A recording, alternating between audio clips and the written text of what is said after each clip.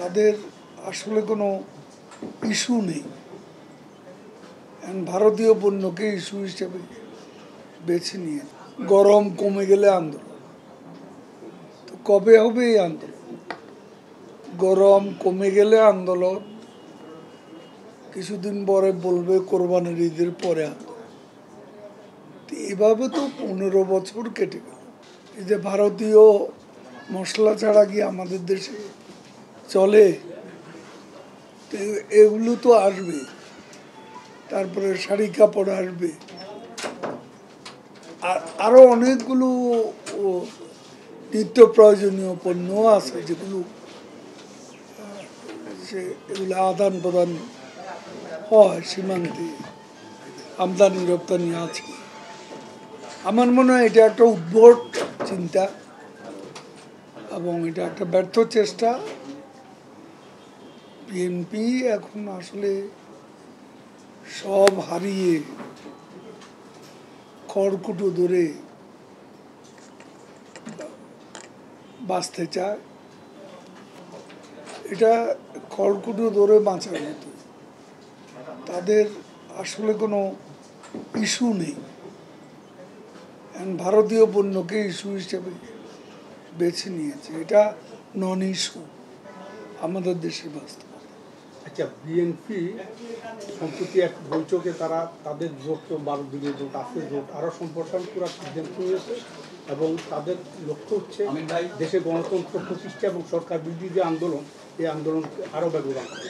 তো এই তাদের যে এই উদ্যোগ, এটাকে কীভাবে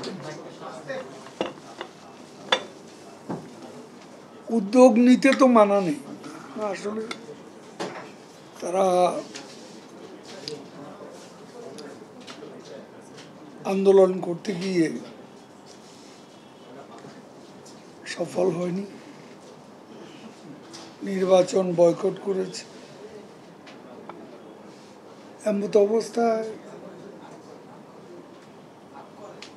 তাদের এখন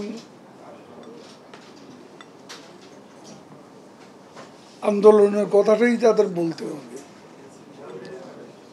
খুব স্বাভাবিক কারণে।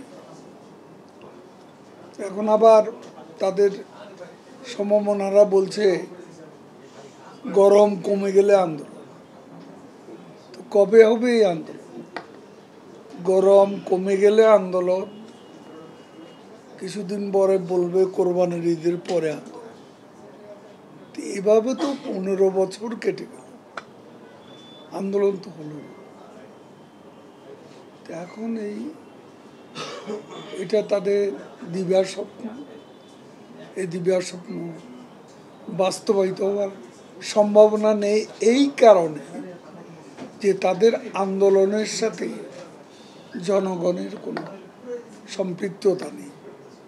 ইদানিংকালে তারা ঢাকায় 2টি সমাবেশ করেছে, 2টি সমাবেশই ফ্লপ করেছে।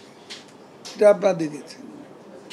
মানে এই আন্দোলনে তাদের কর্মীও এখন এত হতাশ যে কর্মীরাও এখন নেতাদের প্রতি আস্থা হারিয়ে ফেলেছে, যে কারণে কর্মীরাও সেভাবে তাদের কর্মসূচিতে যোগ দিচ্ছে।